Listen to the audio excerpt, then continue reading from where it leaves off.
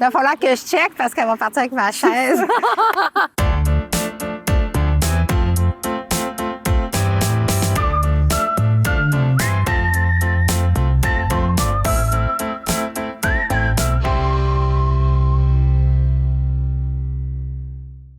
Bonjour Léa Streliski. Bonjour, Madame Plante. Comment ça va? Bien, ça va super bien. Je suis contente qu'on se voit cet après-midi. Puis en plus, on a un peu de soleil. On est où en ce moment? On est au Parc Laurier. OK. C'est mon parc, c'est à moi.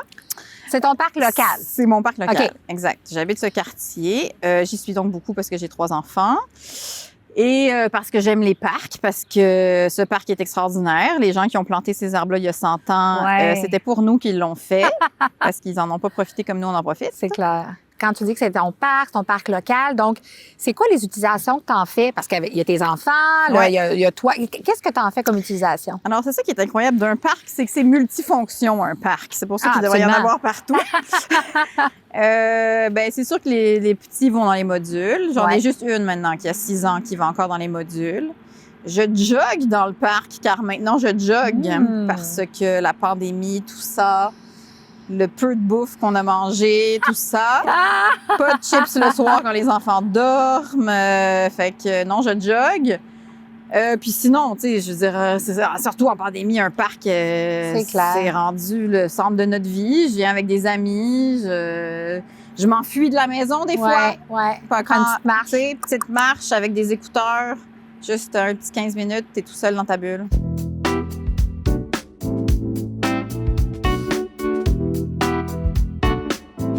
Je vis dans un petit appartement. J'ai une vie ultra citadine et urbaine. Tu sais, je suis née à Montréal. L'autre ville où j'ai habité, c'est Paris. Donc, j'ai toujours vécu dans le cœur des villes. Sauf que quand la pandémie a commencé, là, toute ma vie urbaine et citadine, qui est, somme toute, vraiment branchée sur mon quartier, Ouais. tout ça est mort. OK? C'est clair. L'école s'est arrêtée, les quartiers ont fermé.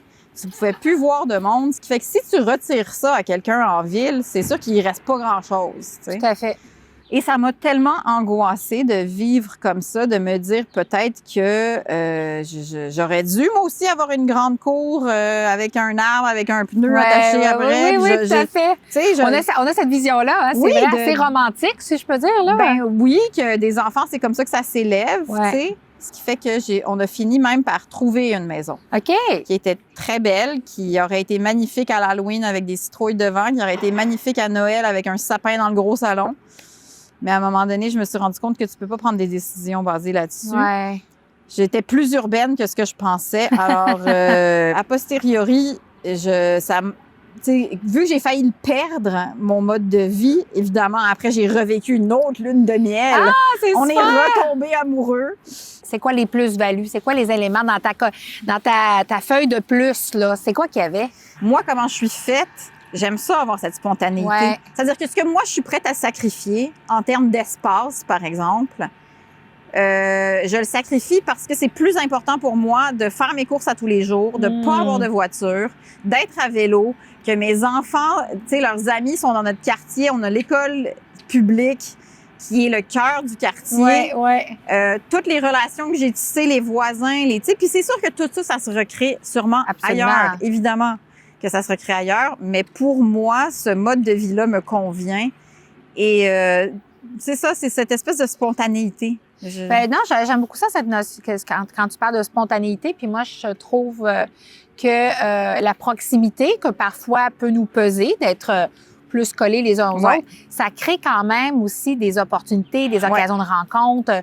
Le sentiment de communauté et il peut être juste quand tu sors de ta maison, tu n'as pas besoin nécessairement d'aller en chercher ailleurs. Puis moi, je trouve que ça, c'est un des avantages.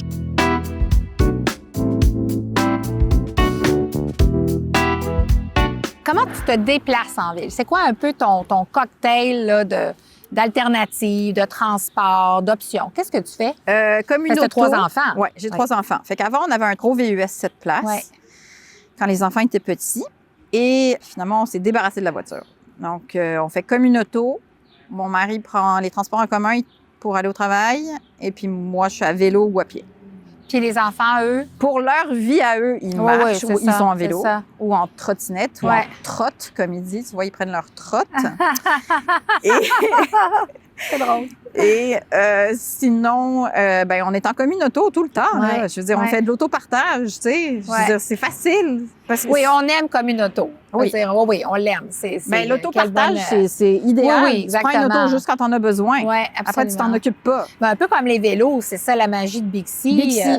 Moi, j'ai mon vélo parce que je l'utilise tout le temps. J'aime ça avoir mon vélo. La meilleure décision pour moi, c'est ce qui va le plus dans le sens de la vie. Puis aller dans le sens de la vie, c'est forcément avoir des moyens de transport qui respectent la vie. Qu'est-ce que tu souhaites à Montréal pour les prochaines années? Plus de nature. Plus de Sincèrement, là, plus de nature. Plus de nature, Pour tout plus le de monde. parcs, plus de rives. Plus de rives aussi, ouais. Non, Hein? ça serait le Tout ça. fun. Je veux nager dans le fleuve. Ouais. Je veux nager dans le fleuve. Je sais pas, c'est juste une richesse qui est incroyable. Merci, Léa. Ça m'a fait très plaisir, comme d'habitude.